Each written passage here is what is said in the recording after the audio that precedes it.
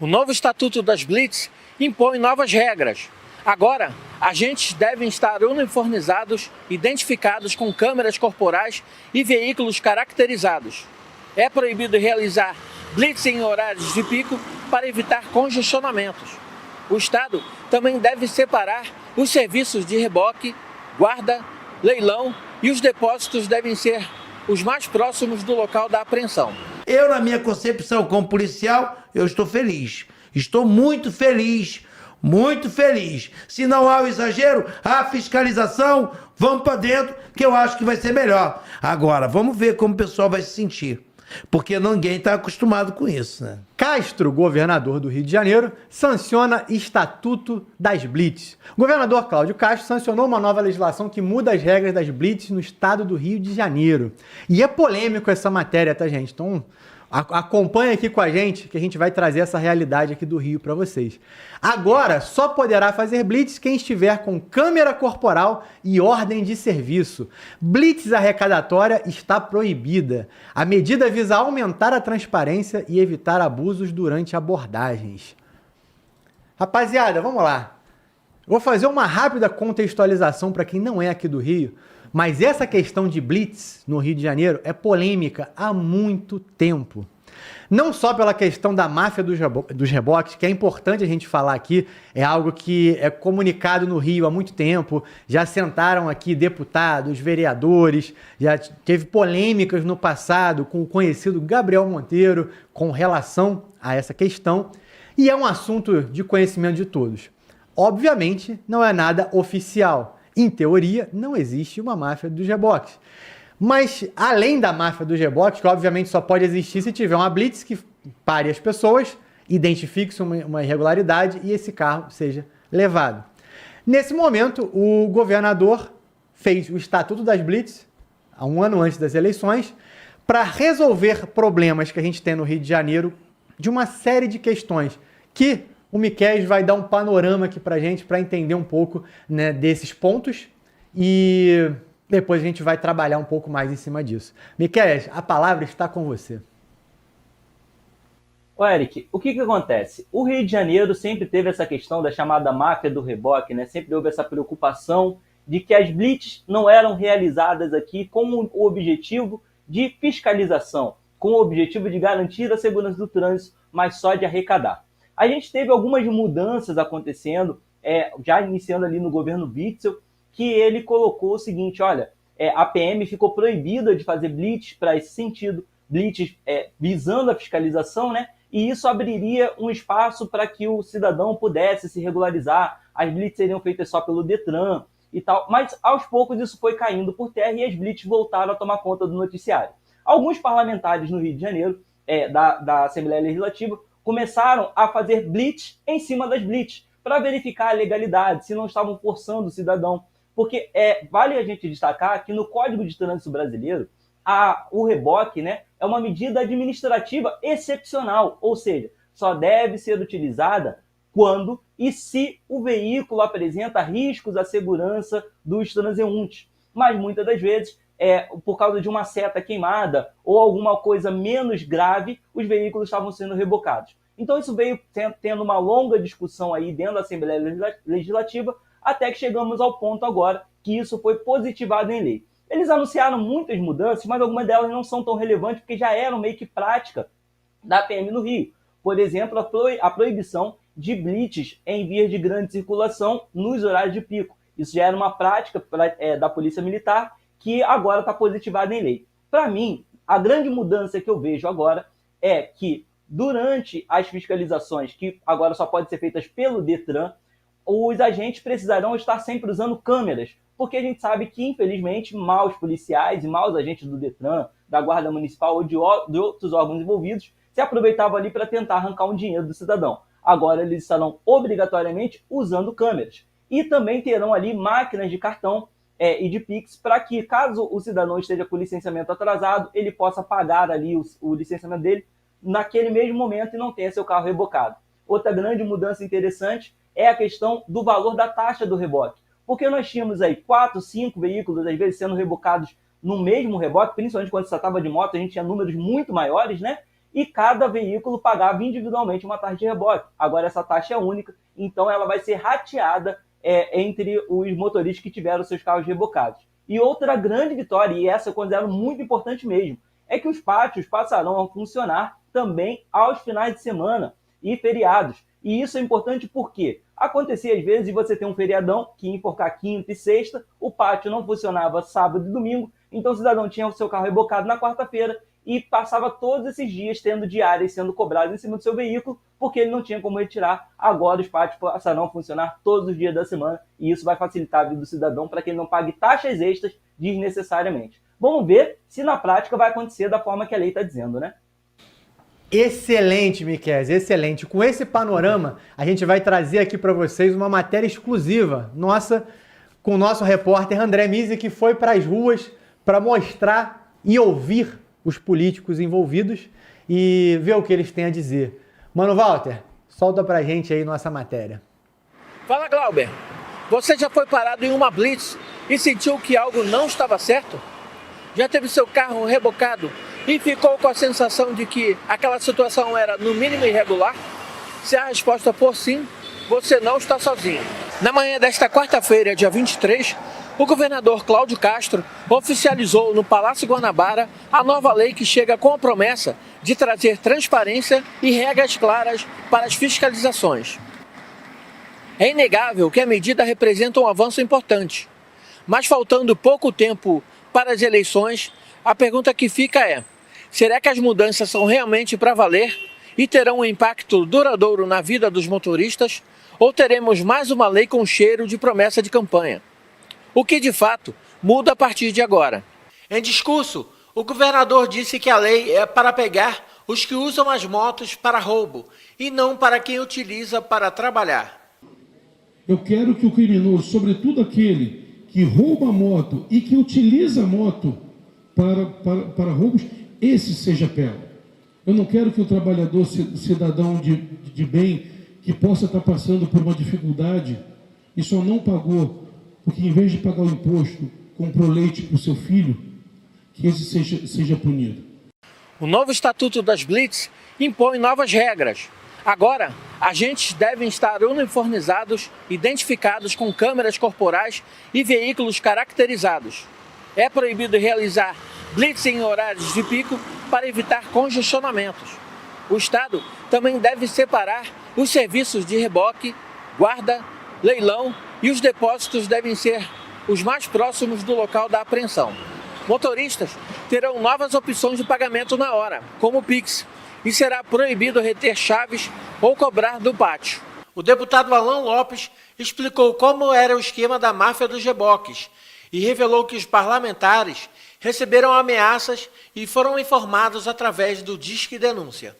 O que existia era reboques agregados. E aí a milíciazinha ali do Recreio, uma de Ramos, uma não sei de onde, o cara, ameaçando, o cara agregava os caminhões lá, botava 20 caminhões, como exemplo, sei lá, ganhava 20 mil em cada caminhão ali. Quando o contrato foi suspenso, ele ficou bravo. 20 caminhões a 20, 400, ele falou, pô, menos 400 mil no meu bolso. Foi a hora que começamos a receber as ameaças. Diz que denúncia, chegou na Assembleia Legislativa para nós, o próprio secretário Felipe Cury, nós temos relatório de inteligência da Polícia Civil, nos alertando dos perigos disso, e nós não recuamos um minuto sequer. Aqui no Brasil a gente tem, infelizmente, ainda a cultura da lei que não pega, né? Como que vocês pretendem evitar que isso se repita também com esse estatuto? Eu acho que reflexo do que você está falando, ao contrário do que você está falando, os nossos mandatos são mandatos muito ativos de fiscalização. Eu vou ser um que vou estar diuturno nas ruas, juntamente com a comissão, juntamente com os deputados Rodrigo Amorim e Alan Lopes, fiscalizando e fazendo valer a Lei 10.900. E, como bem disse aqui, nós vamos confeccionar esse estatuto. O estatuto vai ser distribuído para a sociedade, para a população. Nós vamos estar nos pontos estratégicos distribuindo esse estatuto, porque a população tem que saber os seus direitos e os seus deveres. Ela, muitas das vezes, ela assistia os nossos vídeos e, através dos nossos vídeos, ela usava até os termos, né, dos códigos do CTB, justamente para se defender na rua. Eu acho uma coisa insensata do governo, diante de um quadro econômico em que todos nós estamos vivendo, e social, e fazer isso com as pessoas. Eu acredito que não vai resolver nada, só vai encher mais dos pátios de carro. Acho que se organizar, fizer uma coisa da forma que tem que ser, eu acho que é válido, sim. Eu acho que é válido. Se for dentro daquilo que ele preconiza fazer, eu acho que é válido, sim. Porque hoje você é pego de surpresa, muitas das vezes. Você está numa área diversa assim, tem os cones na rua e estão parando a gente. A gente não sabe se é real.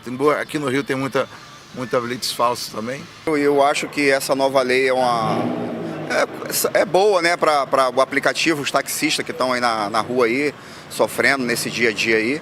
E eu acho também por causa das eleições que está chegando aí agora, né? E se for para beneficiar quem está trabalhando na rua, eu acho que está valendo. Do Rio, para o Fala Glauber News, André Misa.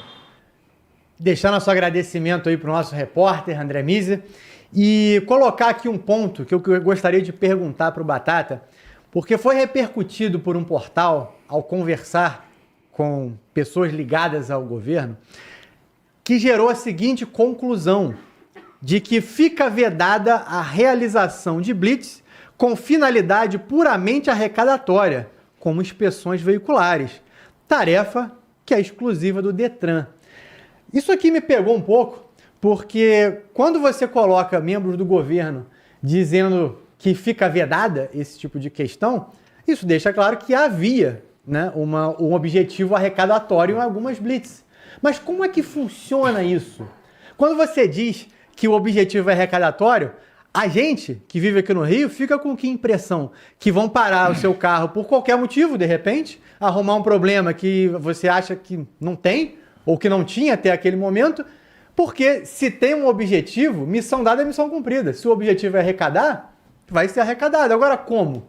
É para dar mais multa? É para de repente... E aqui, gente, falando a realidade do Rio de Janeiro, as pessoas ouvem histórias assim, foi parado e de repente alguém quer uma grana, é corrupção. O que é isso? O que é isso? Qual é a definição aqui para essa questão arrecadatória? Isso aqui está falando de coisas que são ditas no Rio de Janeiro e que geram muita polêmica. Batata. É justamente isso, Eric. O que acontecia? Existia a máfia dos reboques. O cara coloca uma pancada de reboque lá para rodar na prefeitura. Ou na prefeitura. Aí o que acontece? Esse reboque, ele ganha por viagem. Ninguém coloca o reboque lá para ficar lá parado. Então ele reboca carros e ganha por viagem. Automaticamente começa todo um bojo, todo um conluio para que se encha os reboques e que se faça mais viagens, né? Eu fui ler a respeito dessa blitz, o que eles tinham de investigação. Eu tive a oportunidade de estar conversando até com alguns parlamentares que estavam responsáveis por isso. E nas investigações foram encontradas até cegonha levando pela Avenida Brasil carros rebocados, pô. Então, quer dizer, realmente cria-se um absurdo. Mas que fica claro e evidente... Eu particularmente amo isso aí, eu prefiro, agradeço demais.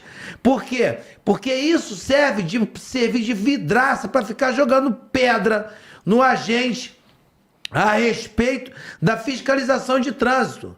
Que coloque a câmera lá, que coloque as coisas lá e coloque uma blitz dessa para você ver, vai encher. Por quê? Como diz o repórter lá parando por um contribuinte, ele disse, olha, meu amigo, nessa condição hoje econômica que se encontra o país, não vou nem colocar o Estado, o país, obviamente há um grande grau de inadimplência. Isso é óbvio. Se colocar preto no branco, meu amigo, vai encher reboque.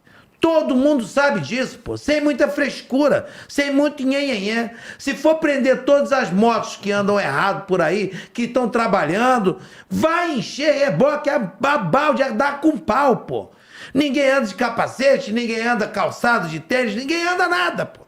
Ah, mas aí o policial não vai ser corrupto. Eu agradeço muito, eu tô cansado, eu tenho 25 anos tomando pedrada por causa de blitz, porque todo mundo fala disso. Ah, o polícia leva um dinheirinho, Lembre-se vocês, corrupção é um crime de dois polos, tá? É um de dois polos. Se há o corruptor, e há o corrompido, tá? Há o ativo e o passivo. Se tem o cara corrompido, há quem corrompe. Então, a sacanagem generalizada. Agora, vamos ver com essa paulada aí, o governador botou a coisa alinhada, vamos ver como é que vai funcionar. Vamos ver se vai ser legal, realmente. Eu, na minha concepção como policial, eu estou feliz. Estou muito feliz, muito feliz. Se não há o exagero, há a fiscalização, vamos para dentro, que eu acho que vai ser melhor. Agora, vamos ver como o pessoal vai se sentir. Porque ninguém está acostumado com isso, né? Perfeito, Batata, perfeito. Inclusive, como você falou, é um estatuto que parece que vai resolver muita coisa. E fica a reflexão do André, que ele colocou na reportagem. Será que isso continua depois das eleições do ano que vem? Se você que está em casa acha que tudo isso vai acabar depois das eleições e imagina que pode ser só uma questão eleitoreira, digita 1 aqui no chat. Se você acha que não, isso é sério e vai continuar e a gente vai mudar a realidade do Rio de Janeiro com relação a isso, digita 2. Digita 2. Agora, Júlio, eu queria ouvir de você, né, a sua percepção também, né, como morador, como todos nós, e a sua posição, né, como é que você enxerga isso, né, já que você é militar, vendo essas questões polêmicas que envolvem Estado, polícia e etc., que geram essas questões, como o Batata falou, no passado ali, de máfia do reboque e etc. Bem, Eric, criar protocolos, esta sim é uma tarefa do Estado. Isso é perfeito. Criar um protocolo de como essa blitz tem que funcionar e de maneira muito clara, deixado muito clara, coibir o crime e não incomodar a população de bem. Isso é ótimo. O protocolo sendo assinado, que agora é um documento, que a outra autoridade falou que vai ser distribuído para a sociedade para saber dos seus direitos e deveres, como uma lei nova, a ideia é perfeita. Mas estamos falando de Rio de Janeiro, o verdadeiro Rio de Janeiro. Eu viajei, né, durante muito tempo por todo o país, frequentei todos os estados brasileiros e é notório, é digno de não ter dúvida que o único estado que anda sem capacete, de chinelo, sem carteira, com todas as infrações de trânsito, é o Rio de Janeiro.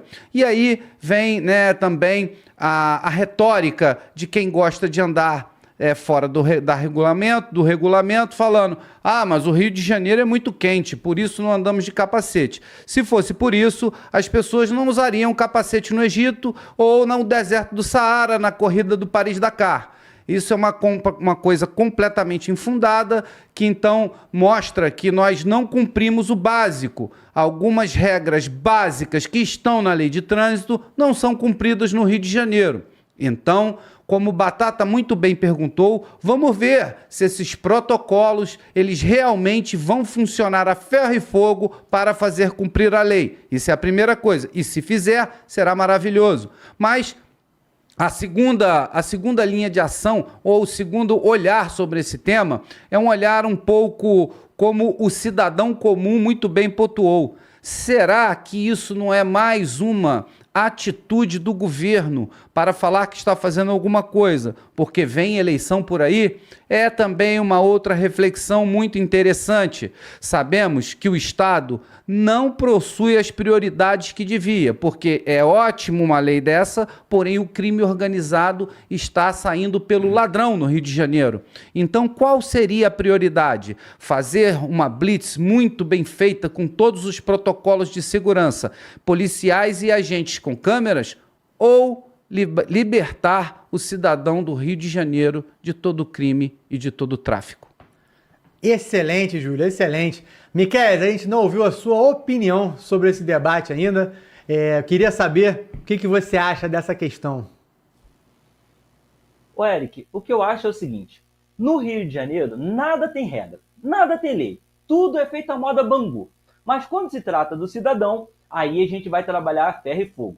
E nessa questão do reboque, o que a gente vê muitas das vezes são blitz que acontecem sem nenhum fundamento. E eu ouvi falar que tem batalhões aí que tinham meta de arrecadação de veículos. Por quê? O veículo, quando ele vai para o pátio, esses pátios são terceirizados. Eles pertencem a empresas privadas que ganham, uma vez que esses veículos, além das diárias, né, se esse veículo ficar por lá muito tempo, ele vai a leilão. E é ali que, de fato, essas empresas ganham muito dinheiro. Então, muitos entraves eram colocados para que as pessoas tivessem dificuldade de retirar os seus veículos de lá de dentro. Então, essa legislação ela vem em um bom momento, vem para resolver um problema antigo do Rio de Janeiro. Só que o que me preocupa é um ponto nessa legislação que diz o seguinte, olha, essas operações elas têm que ter ordem de serviço prévia e têm que estar públicas.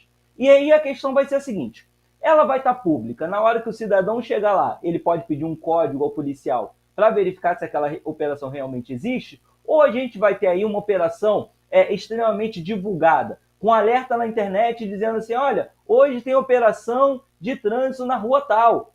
E aí o que vai acontecer? Ninguém vai passar por ali. Só vai cair desavisado. E aí o que acontece com isso? O grande problema são os veículos que estão ali sem condições de circular, veículos que podem estar ali com pneu careca, sem farol, né? Outras situações podem causar um acidente, veículos de pessoas embriagadas. A gente já tem uma questão com a lei seca, né? Que no Rio de Janeiro tem diversos aplicativos que você pode monitorar a instalação dessas leis secas. E agora, se você começa a divulgar todas as operações policiais de trânsito, todas as operações de trânsito, a gente não pega mais ninguém e principalmente os próprios criminosos que vão saber, olha, hoje existe um efetivo policial direcionado ali de repente para a Barra da Tijuca. Então vamos fazer o quê? Vamos direcionar nossos crimes para Copacabana, vamos direcionar nossos crimes para Jacarepaguá, e aí a criminalidade vai poder fugir disso tudo. Então é necessário que a gente tenha um equilíbrio entre a proteção do cidadão, mas a garantia da segurança do trânsito e, principalmente, a garantia da segurança pública, de forma que a gente não avise ao ladrão o lugar onde tem polícia e o lugar onde não tem polícia. Excelente, Miquéias. Tratando dessa questão, você falou aí de 2 pontos, eu vou puxar aqui, né, perguntar para o nosso caro Batata, 2 questões sobre a máfia dos reboques, até para entender um pouco mais essa questão, até da fala dele, porque a gente vê que o entendimento que a gente tem aqui no Rio de Janeiro sobre isso é um grande conglomerado, como se fosse aí quase que uma ordem, né? Em que começa lá na ponta do estado, sei lá, do governador e vai até o cara que para o seu carro. E a gente muitas vezes fica com essa impressão. A gente viu ali até pela própria matéria que haviam pessoas usurpando dessas questões e não necessariamente a gente tem aí uma informação muito clara sobre o envolvimento de toda essa cadeia. Então, o Miquéias falou, né, eu queria entender um pouco essa questão e também, se o Batata puder comentar essa questão que o Miquéias colocou ali sobre, né, ter ouvido falar, né, que a gente ouve falar muita coisa que no Rio, em alguns casos, ter batalhão que tinha até meta para bater com relação a blitz, né, parada de carro e reboque e etc. Batata, a palavra está com você. O que acontece? Essa lei aí, o que fez a fiscalização, se nós analisarmos aí pelas filmagens, vocês percebiam que o trânsito já estava com a Guarda Municipal já há muito tempo, né? E juntamente o trânsito com uma equipe do Detran. O problema era a regulamentação, as leis, as ordens de blitz eram genéricas, não existia nada pontual. E isso aí são falas dos próprios parlamentares que faziam a fiscalização e faziam aquela guerra, aquela discussão na rua. Por quê? Os reboques, eles não eram de empresas que passavam por um crivo de uma licitação. Não tinha uma licitação. E aí, o que acontecia? Paulinho vai lá e jogava 20 reboques lá. Terezinha jogava mais 10 reboques lá. E aí isso virava uma máfia. Obviamente. E o que dava dinheiro realmente nessa brincadeira toda, né? Era os leilões de carro. Foi identificado leilões de carro com apenas 30 dias de pátio. Ou seja, os caras estavam fazendo realmente um giro muito grande de grana com isso aí. Por isso que os próprios parlamentares falaram ali em plenário a respeito das diversas ameaças, obviamente, deveriam ter mexido com muita grana e com muita gente importante. Por quê? Porque isso movimentava uma grana muito violenta. Agora, aí fica, todo mundo faz a ligação entre PM e a Blitz. Necessariamente a polícia naquele ponto ali, ela já estava fazendo segurança. Embora em outros tempos, retrógrado, a polícia fazia a Blitz como acontecia justamente como o Biquete falou. Existia, naquela época, né, a função da polícia de reboque, que há alguns anos atrás aí já foi retirado da polícia. A polícia não faz esse trabalho de fiscalização do trânsito necessariamente. Não que não tenha, mas não é prioritário, entendeu? A blitz da polícia militar, quando se é feita a polícia militar, é controle de mancha criminal, é alguns outros controles.